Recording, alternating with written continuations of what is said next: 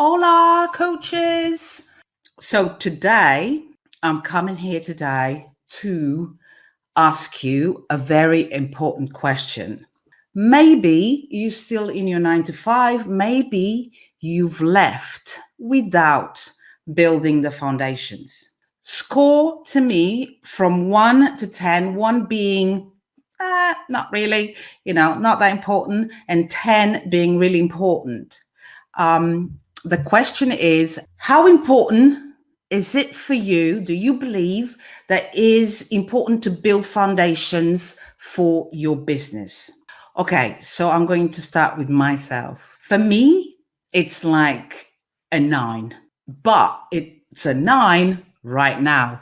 When I started my business, I didn't have a clue what foundations were. So when I started my business, it was probably like not important.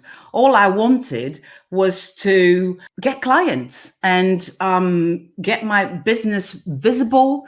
And I was not really 1 ounce concerned with building foundations for my business. So to be honest with you, and for transparency reasons, when I started my own business, when I left my 9 to 5 and started my own business, I didn't have the foundations. But now I know better. And I know that it's really important if you can start the foundations from day one. However, right, I'm going to focus, and I've got some notes here. So if you see me reading, it's just to keep me on track. Without these points that I'm going to talk, it's going to be a little bit difficult to navigate the murky waters of the online world. So first and foremost, ask yourself, who are you selling to? And this is really important because, and I'm going to give an example of myself. In the beginning, I really didn't care who I was selling to. I was selling to everybody. I did not have an avatar as such, an audience as such. And I also had a very big scarcity mentality that if I target everybody, maybe somebody will work with me. This is really important because once you know exactly who you're talking to, your messaging and your positioning is going to explode. Another thing that you really need to find out is, why do you do what you do? Why? What's the purpose of you wanting to start your own business? What's the purpose of your coaching business? Why you do what you do? And this is really important because you need to dig deep into the why would your potential clients need your services. And I've got another article on my website, increasesocialreach.com, my blog, that talks about the fact that we live in our heads and not be able to see why. This why, it's really important, not just for you, but you need to also understand why your customers, your prospects will want what you have to offer.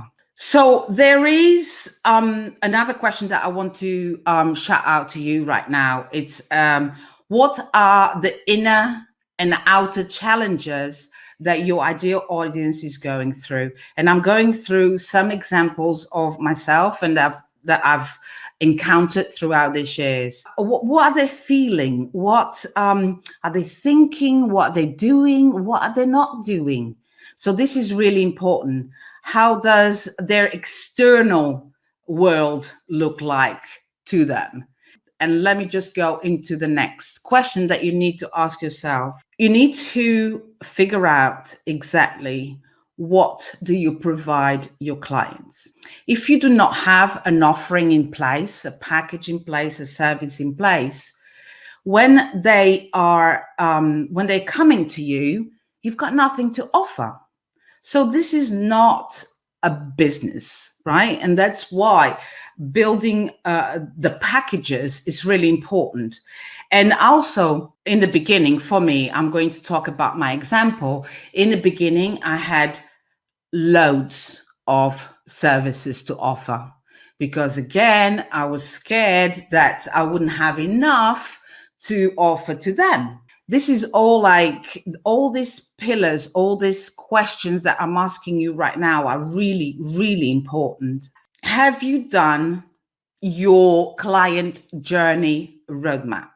You really need to figure out from day one, right, where they're at and what are the stages that they need to take to get to the other side. So think about, you need to figure out, after I've talked about the inner and outer challenges that are going through, this is where they're at the moment.